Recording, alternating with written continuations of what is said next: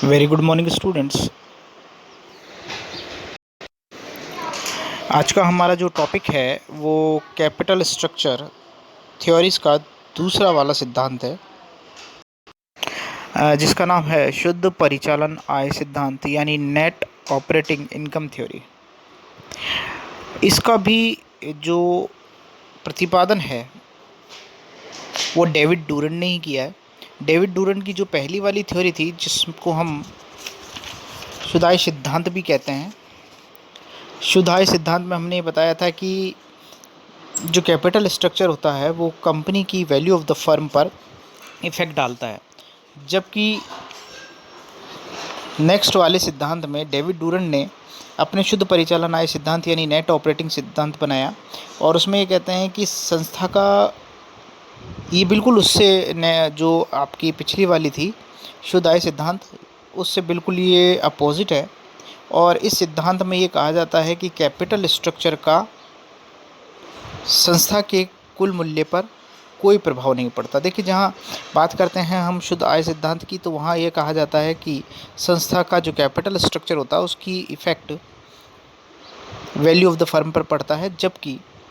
दूसरे सिद्धांत में डेविड डूरन ने कुछ एक ऐसी अजम्पशंस लेकर अपने सिद्धांत को बनाया है, जिसमें ये कहा जाता है कि शुद्ध परिचालन आय सिद्धांत में कि संस्था के कुल मूल्य पर कैपिटल स्ट्रक्चर यानी पूंजी संरचना का कोई प्रभाव नहीं पड़ता, और ये बताया जाता है कि जो समस्त लागतें होती है वो स्थिर होती है। और डेविड डूरन ये कहते हैं कि संस्था के लिए कोई भी पूंजी संरचना अनुकूल नहीं होती है, इसलिए उसकी संस्था के कुल मूल्य पर कोई प्रभाव नहीं पड़ता है। जैसे देखिए, अब according to this theory the total market value of the firm is not affected by the change in the capital structure and the overall cost of capital remain fixed. यदि अगर आप कैपिटल स्ट्रक्चर का जो ratio है, जैसे आपको यहाँ बताया कि 50-50 करें, 30-70 करें, या 0 से 100 का रेशो में रखें डेप्ट कैपिटल और इक्विटी कैपिटल को, उसमें ये बताया जाता है कि जैसे अगर आप डेप्ट कैपिटल को यूज़ करेंगे तो उससे रिस्क बढ़ जाएगी, और अगर आप इक्विटी कैपिटल को बढ़ाएंगे तो उससे आपकी अर्निंग पर शेयर कम हो जाएगी। तो यदि अगर हम यूज़ ऑफ डेप्ट यानी डेप्ट कैपिटल को यूज़ करेंगे और उससे बेनिफिट अर्न करेंगे, तो वो लाभ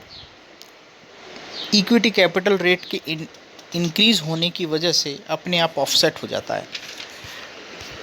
इसलिए ये कहा जाता है कि no capital structure is optimal as such a investor become indifference to the changes in capital structure. It is also known as irrelevant theory of capital structure. देखिए, शुद्ध परिचालन आय सिद्धांत में कहा जाता है कि संस्था की जो भी कैपिटल स्ट्रक्चर हो उसके कुल मूल्य पर यानी वैल्यू ऑफ द फर्म पर कोई प्रभाव नहीं पड़ेगा। इसकी कुछ अजम्पशंस होती हैं, जैसे द डेप्ट capitalise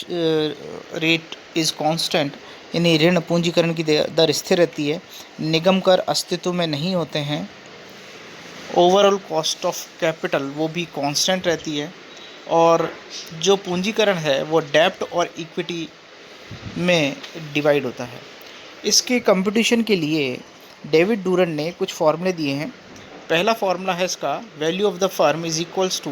net operating income upon overall cost of capital, या इसको हम कहते हैं value of the firm is equals to earning before interest and tax (KO). अगर मार्केट वैल्यू को निकाला जाता है तो उसको निकालने का भी तरीका है कि market value of the firm को ऐसे निकाल सकते हैं हम कि total value of the firm में से अगर मार्केट वैल्यू ऑफ डेप्ट निकाल दें, total value of the firm में से अगर मार्केट वैल्यू ऑफ डेप्ट निकाल देंगे तो मार्केट वैल्यू ऑफ इक्विटी आ जाएगा। इस प्रकार डेविड डूरन ने अपने ही सिद्धांत शुद्ध आय सिद्धांत के विपरीत शुद्ध परिचालन आय सिद्धांत निर्मित किया, और उन्होंने कहा कि कई बार ऐसी स्थिति होती है जहां संस्था के मूल्य पर कैपिटलाइजेशन का इफेक्ट नहीं पड़ता है। धन्यवाद।